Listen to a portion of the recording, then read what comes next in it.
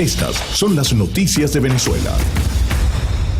Comenzamos con esta información. Venezuela condena a los ex soldados de Estados Unidos a 20 años de cárcel. Luke Denman y Aidan Berry encabezaron una operación privada cuyo fin era derrocar al presidente Maduro, y en la acción murieron al menos 8 personas.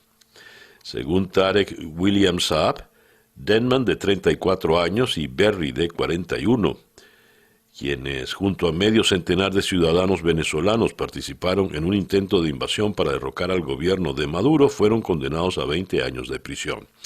Dijo Tarek William Saab, admitieron haber cometido delitos de conspiración, asociación, tráfico ilícito de armas de guerra y terrorismo tipificados en el Código Penal, por lo que fueron condenados a la pena de prisión de 20 años. Con relación a esto, tenemos un testimonio que nos envió el abogado que les defiende, Alonso Medina Roa. Vamos a escucharlo, Laurita. Como bien sabido, el viernes pasado, el Tribunal Cuarto de Control con competencia en materia de terrorismo dictó sentencia condenatoria en contra de 2 ciudadanos de nacionalidad norteamericana, quienes están vinculados al caso de la Operación Gedeón. Recordemos que este evento que ocurrió entre las costas venezolanas del estado Vargas y el estado Aragua. Sin embargo, es importante resaltar que tal sentencia que se dictó en la fase preliminar se dictó violando, desconociendo el derecho a la defensa de estos 2 ciudadanos, ya que en ningún momento, desde el momento de su detención, le han permitido, bajo ninguna circunstancia, que cuenten con algún abogado de su confianza. En días pasados habíamos consignado, inclusive ante este tribunal, un poder que nos acreditaba como defensores. Sin embargo, esta situación, este acto procesal fue desconocido por el tribunal. Hemos tenido limitaciones en el SEBIN con respecto al acceso a estos ciudadanos, a pesar de haber acreditado nuestra condición, pero evidentemente lo que estamos viendo es la aplicación fáctica de lo que es el derecho penal del enemigo. De tal manera que estos ciudadanos fueron condenados sin que se le permitiera bajo ninguna circunstancia el ejercicio del derecho constitucional a la defensa. Era Alonso Medina Roa, el abogado de los 2 norteamericanos condenados en principio a 20 años. En otras informaciones, leo en El Pitazo, Henry Ramos Salub denuncia el asalto a 2 sedes de Acción Democrática. El diputado de la Asamblea Nacional, secretario general de Acción Democrática, denunció en su cuenta de Twitter que 2 sedes del partido Acción Democrática fueron asaltadas ayer domingo. Por este hecho culpó a las FAES y a grupos armados conocidos como colectivos. Escribió Ramos Salub, asaltadas por bandas de alacranes fuertemente armados apoyados por funcionarios uniformados del FAES, directivos, colectivos motorizados del régimen. Advirtió que la tolda blanca no será dominada ni con plumazos, ni cheques, ni con intimidación, y reiteró que la militancia de ese partido no se arrodillará ni será parte de un fraude. De nuevo, la violencia aupada por el propio régimen. En su noticiero leo que Venezuela recibió de la Organización Panamericana de la Salud y la Cruz Roja equipos de protección sanitaria contra el coronavirus. Ayer domingo llegó al país una carga con donativos para la protección sanitaria. Esto lo informó el presidente encargado Juan Guaidó. De manera que es mérito de su gestión esta entrega. Este acuerdo que logramos con la Organización Panamericana de la Salud es vital en un momento en el que la destrucción del sistema de salud causada por la dictadura tiene a nuestros médicos y personal de salud desasistido y a todo el país en riesgo frente a la pandemia. No es suficiente esta ayuda, debemos buscar más. Es necesaria la unión y presión de todos para terminar con una dictadura que no protege a los venezolanos y conformar un gobierno de emergencia, dijo Juan Guaidó.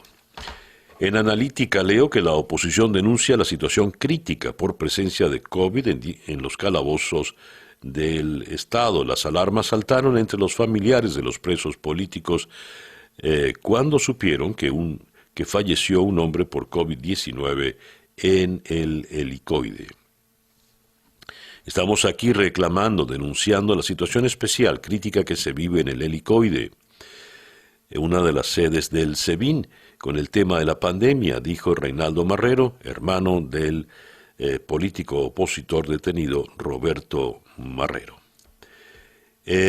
Por otra parte, también en analítica, según la CEPAL, las exportaciones de Venezuela se redujeron 65% durante el primer trimestre.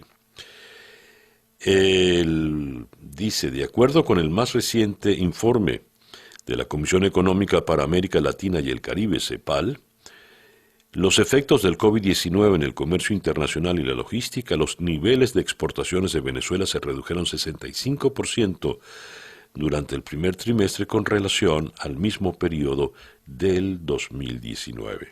Y en Infobae leemos, capturaron en Colombia a 6 miembros del Cartel de los Soles, el grupo narco comandado por militares venezolanos y altos funcionarios del régimen chavista. Empiezan a caer, pues, ya los activistas del Cartel de los Soles. Noticias de Latinoamérica. Comenzamos por Colombia. Coronavirus deja otras 302 muertes y 10.611 casos nuevos de contagios. Ayer, otras 302 personas fallecieron en Colombia tras haberse contagiado por el coronavirus. Así, el total en Colombia es de 12.842 muertes por la pandemia, mientras que 212.688 pacientes se han recuperado. Bajando hasta la Argentina, tenemos que, de acuerdo al último reporte vespertino elaborado y emitido por el Ministerio de Salud, 1.565 pacientes con COVID confirmados están internados en unidades de terapia intensiva en todo el país. A su vez, se especifica que en el área de Buenos Aires, el Gran Buenos Aires, el porcentaje de ocupación total de camas de unidad de terapia intensiva adulto corresponde al 66,7% y a nivel nacional 56,8%. En Brasil, el presidente Jair Bolsonaro se pronunció sobre las más de 100.000 muertes que ha dejado la pandemia del coronavirus en Brasil y criticó la forma en que los medios de comunicación divulgaron la víspera la nefasta marca. En un mensaje divulgado a través de las redes sociales, un día después de que el país batiera la lamentable marca, el mandatario señaló que una red de televisión trató el hecho como si fuera la final de un mundial. En Perú, la ministra advierte volver a la cuarentena si los contagios siguen subiendo. Eso lo dijo la ministra de Salud, Pilar Macetti, cuando el país ha confirmado 471.012 casos de coronavirus y 20.844 fallecidos por la epidemia. En Perú también mueren 3 indígenas peruanos en choques con policías por conflicto con petrolera canadiense. Al menos 3 indígenas del Amazonas peruano murieron y 17 personas, entre pobladores y policías, resultaron heridas en medio de un conflicto de residentes con la petrolera canadiense PetroTal Corp. Eso informó ayer el ministro del Interior, Jorge Montoya. La firma informó, por su parte, que tras los hechos paralizó las operaciones en su campo de producción de petróleo, ubicado en la región Loreto, al noreste del país, donde extrae alrededor de 12.000 barriles diarios de crudo. En Ecuador, la Armada vigila la gran flota pesquera china cerca de las Islas Galápagos. La Armada ecuatoriana vigila una gran flota pesquera china que opera cerca de las aguas protegidas del archipiélago de Galápagos en medio de la preocupación por el impacto ambiental de la pesca en las islas. Un total de 340 embarcaciones se encuentran actualmente en el área, dijo la Armada, en comparación con las 260 registradas el mes pasado. En Bolivia, los bloqueos de ruta de los seguidores de Evo Morales ponen en peligro el suministro de oxígeno para pacientes con COVID en La Paz y Cochabamba. Lastimosamente, los hospitales de La Paz tienen oxígeno para 48 horas más.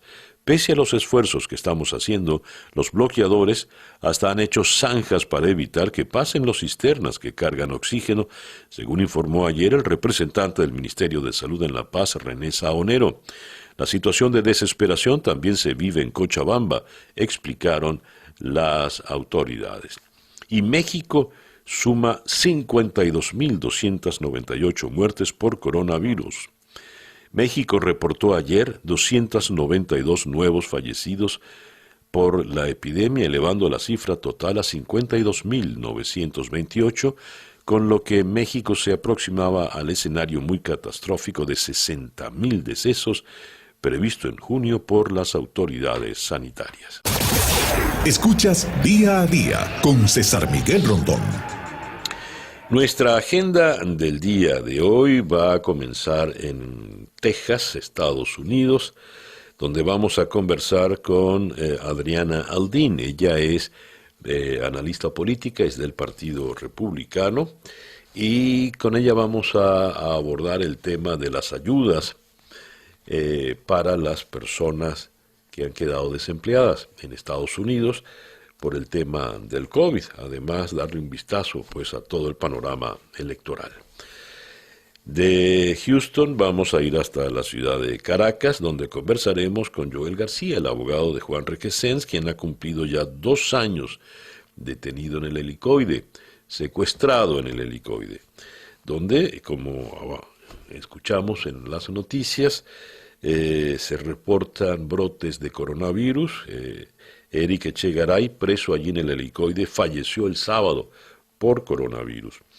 De Caracas vamos a ir a Ciudad de México para conversar con la periodista Joely Ramírez. México, la tercera nación en el mundo con más muertes por COVID. Están ya en el peor escenario, cerca de 60.000 muertes. De Ciudad de México vamos a subir en la altura para llegar a la ciudad de La Paz, en Bolivia. Allí conversaremos con el analista político Marcelo Silva a propósito de la tensión general que se está viviendo en Bolivia, no solo por el tema del COVID, sino la tensión política con las elecciones postergadas, la presión que ejerce el MAS, en fin. Luego vamos a ir hasta la ciudad de Caracas, vamos a regresar a Caracas para conversar con Fabiola Serpa, quien es corresponsal de Bloomberg en Venezuela.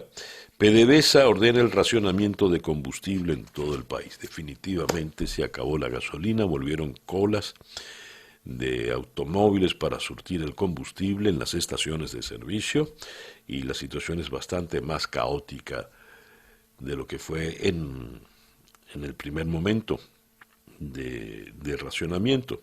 Y vamos a cerrar nuestra pauta del día de hoy en la ciudad de Quito, en el Ecuador. Allí vamos a conversar con la periodista Giselle Jacome a propósito de la situación planteada en las Islas Galápagos, el desplazamiento de la Armada ecuatoriana, las 340 embarcaciones pesqueras de la China.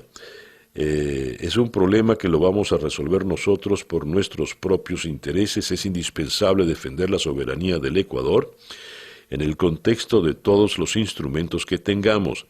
Eso lo dijo el canciller ecuatoriano Luis Gallegos. ¿Cuán grave es la situación? Y fíjense qué curioso, nos está saludando en este momento Rafael Reyes, precisamente desde Quito. ¿Cuán grave es la situación y sobre todo cómo puede resolverse? ¿Por qué los chinos van a pescar tan lejos? Cruzan todo el Océano Pacífico para ir a pescar nada menos que en las Galápagos.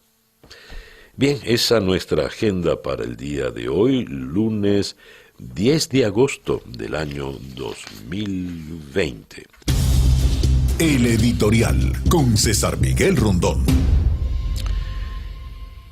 Vamos a detenernos en esta información que viene de Colombia.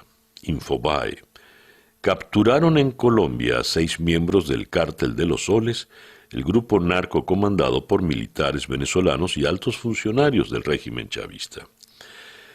Durante el operativo realizado por la Policía Judicial en Medellín, fueron incautados cerca de $500,000.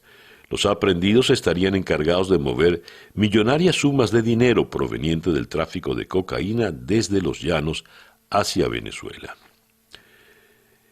A ver, las autoridades indicaron que la dirección de la Fiscalía Especializada en la Lucha contra el Narcotráfico obtuvo suficientes evidencias que darían cuenta de la existencia de una organización criminal señalada de mover altas sumas de dinero producto del envío de clorhidrato de cocaína a Venezuela. Los miembros del cártel, comandado por militares del ejército venezolano y altos funcionarios del régimen chavista, son 3 venezolanos, 2 colombianos y 1 español. Estos, de acuerdo al ente investigador, estarían encargados de mover millonarias sumas de dinero provenientes del tráfico de cocaína desde los llanos hacia Venezuela. Ahora bien, ¿a dónde conduce todo esto? La información recopilada daría cuenta de que el estupefaciente salía de los llanos orientales y era entregado a una red denominada por las agencias internacionales como Cártel de los Soles, que sería la encargada de ponerlo en países de Centroamérica y Estados Unidos.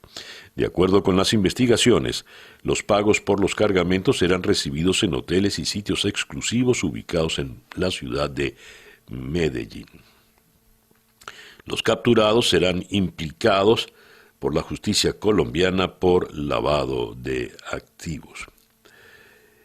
El pasado mes de febrero, la Junta Internacional de Fiscalización de Estupefacientes, órgano de Naciones Unidas que vela por el cumplimiento de los tratados internacionales contra las drogas, presentó el primer informe que analiza la infiltración del narcotráfico y el cártel de los soles en la Fuerza Armada venezolana. Hay indicios de que en la República Bolivariana de Venezuela los grupos delictivos han logrado infiltrarse en las fuerzas de seguridad gubernamentales y han creado una red informal conocida como el Cártel de los Soles para facilitar la entrada y salida de drogas ilegales. Los grupos delictivos organizados controlan los puertos marítimos y utilizan aeronaves ligeras con las que realizan los vuelos ilegales. El detalle está en que tenemos por primera vez una captura internacional de integrantes del Cártel de los Soles. ¿Y cómo termina la información? Pues llevándonos a la cúpula de este cártel. Y entonces aquí nos recuerdan que Nicolás Maduro tiene una recompensa por su cabeza por $15 millones. Las declaraciones de William Barr y también los señalamientos, las recompensas por $10 millones para quien dé con Diosdado Cabello o Hugo Carvajal o Tarek El Aizami o Michael Moreno o Vladimir Padrino o Samark López Bello. El Cártel de los Soles, nada menos.